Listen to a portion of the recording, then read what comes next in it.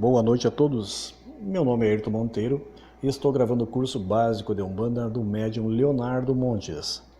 Hoje, capítulo 45, Mediunidade. Mediunidade é uma capacidade humana comum, presente em quase todas as pessoas e que possibilita, em algum grau, receber a influência dos espíritos. Já o termo médium, que vem do latim medium, e significa intermediário, aquele que está no meio. Logo, o médium é alguém capaz de se comunicar com os espíritos.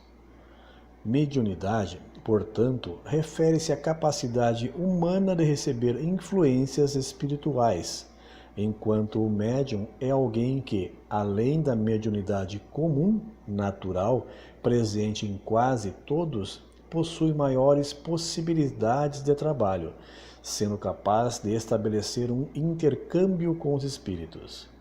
Assim, praticamente todas as pessoas possuem mediunidade, mas nem todos têm a capacidade de se tornarem médiuns. Para compreender melhor esse processo, pense na associação com o canto. Em via de regra, o ser humano fala, exceto os que possuem alguma limitação. Todos podem cantar, mas raros possuem afinação para ter seu canto apreciado, e raríssimos os que conseguem cantar de forma a impressionar a todos. Com a mediunidade, ocorre o mesmo processo. A maioria das pessoas tem uma sensibilidade rudimentar, através da qual conseguem obter algum nível de contato com os espíritos, como receber a influência do pensamento do seu protetor espiritual, uma intuição ou mesmo algum pressentimento, o que ocorrerá sempre de maneira aleatória e esporádica. Já o médium, além desses episódios aleatórios e esporádicos, conseguirá manter uma relação com os espíritos de forma mais proximal, mais intensa, capaz de produzir trabalho especialmente quando direciona seu potencial para a caridade e o bem. E os missionários no campo da mediunidade, os que possuem mediunato, são aqueles que reencarnam tendo a mediunidade como compromisso pontual de suas vidas e geralmente se destacam por serem médios excepcionais e raros. Ao longo da história, em praticamente todos os povos encontramos a figura do xamã, profeta, curandeiro, feiticeiro, oráculo, pitonisa, enfim. Cada povo nomeou as pessoas que conseguem estabelecer contato com os espíritos de uma determinada forma.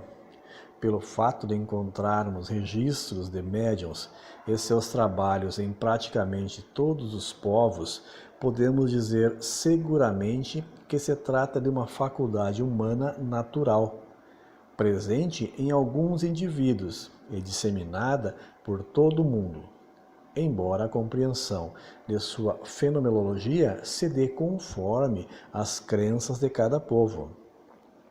Sempre houve médiuns e eles sempre desempenharam um papel muito importante em suas comunidades, razão pela qual se diz sabiamente que a mediunidade é um dom sagrado. Os médiuns. A mediunidade é uma capacidade humana natural, como é a de falar, ouvir, ver, correr, desenhar, etc.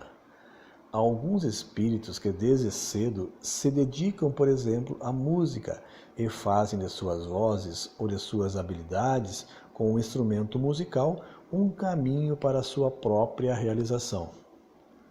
O mesmo ocorre com a mediunidade. Existem espíritos que há séculos trilham por esse caminho, o que explica as diferenças existentes entre as capacidades mediúnicas de cada um. Não se pode esperar de alguém que tenha vindo pela primeira vez em tarefa mediúnica o desempenho de um espírito que há centenas de anos lida com isso. Assim, embora a mediunidade seja uma faculdade humana exercitável como qualquer outra, Geralmente reencarnam com o propósito de atuarem como médiuns espíritos que possuem severas dívidas com o passado. Almas que muito erraram em suas encarnações passadas e que receberam da espiritualidade a oportunidade de fazer o bem, usando da faculdade que possuem para edificar algo de bom na Terra. Nesse processo, muitas vezes são auxiliados por espíritos superiores para que suas faculdades mediúnicas sejam desabrochadas ou mesmo fortalecidas, já que a reencarnação de cada espírito é cuidadosamente planejada, tendo em vista sempre o bom cumprimento da sua tarefa. É por essa razão que o exercício mediúnico naqueles que de fato possuem essa possibilidade, e nem todos reencarnam para serem médiuns, se torna obrigatório. Muito embora a tendência alarmante e cada vez mais comum, mesmo nos meios espiritualistas, em colocar a mediunidade como algo opcional. Ora, Deus por acaso criou alguma coisa inútil na natureza? Quem tem pernas e saúde deve andar? Se não fosse assim, Deus não daria pernas a alguém. O mesmo se dá em relação ao potencial mediúnico. Se alguém possui uma mediunidade a ser desenvolvida, deve entender essa mediunidade como parte essencial da sua vida, algo que jamais deveria se descuidar, fazendo o possível para ingressar numa boa casa de fé, para que seja bem orientado e possa realmente fazer um bom proveito da sua faculdade, sob pena de amargos arrependimentos futuros, caso não cumpra o seu dever. Tipos de mediunidade.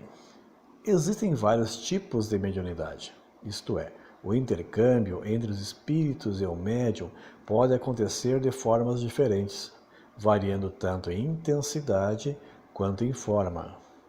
Contudo, como nosso curso é básico, comentarei somente a respeito das faculdades mais conhecidas. Vidência.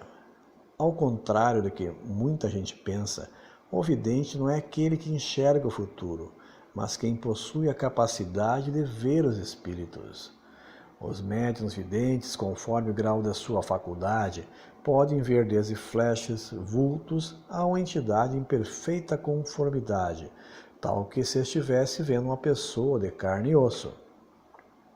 A audiência, capacidade de ouvir os espíritos. Conforme o grau dessa mediunidade, o médium pode ouvir como alguém que tem a impressão de ouvir, como uma voz interna que ressoa em sua mente, a ouvir com exatidão, como se fosse uma voz humana comum, que escutasse com seus próprios ouvidos. Incorporação. Essa mediunidade é o carro-chefe da Umbanda, e é a capacidade de ceder voluntariamente o corpo para que um espírito se manifeste. Falaremos mais dela no capítulo seguinte.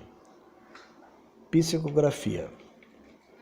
É a capacidade que tem o médium de receber o pensamento do espírito e traduzi-lo em uma escrita, registrando em papel aquilo que o espírito lhe disse. Cura.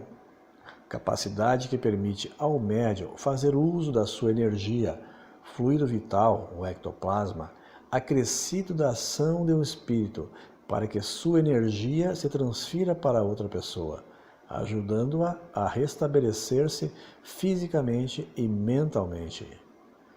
Existem vários outros tipos de mediunidade, mas estas são as que mais despertam curiosidade nos leigos. A maioria dos médiuns possui uma, quando muito, duas modalidades diferentes de mediunidade. Como saber se sou médium? Em geral, as pessoas que possuem mediunidade a ser desenvolvida acabam percebendo isso por uma série de sintomas e fatos estranhos que lhe acontecem durante a vida. Se possuem a vidência, por exemplo, passam a ver vultos ou a terem episódios esporádicos de percepção de espíritos. Se possuem audiência, em algum momento começam a ouvir vozes. Se possuem a incorporação, podem sofrer temores, descontrole corporal, etc.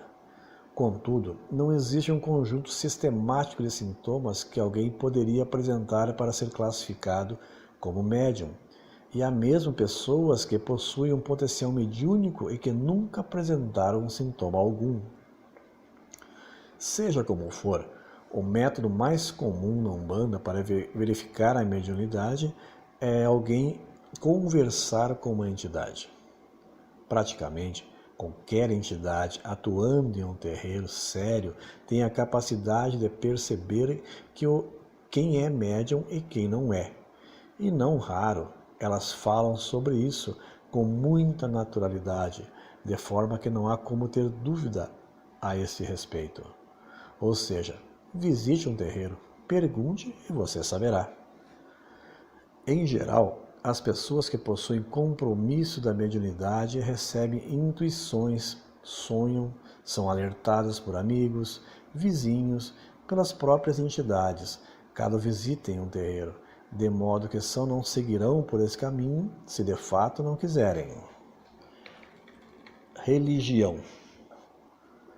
A mediunidade pode ser exercida em vários contextos.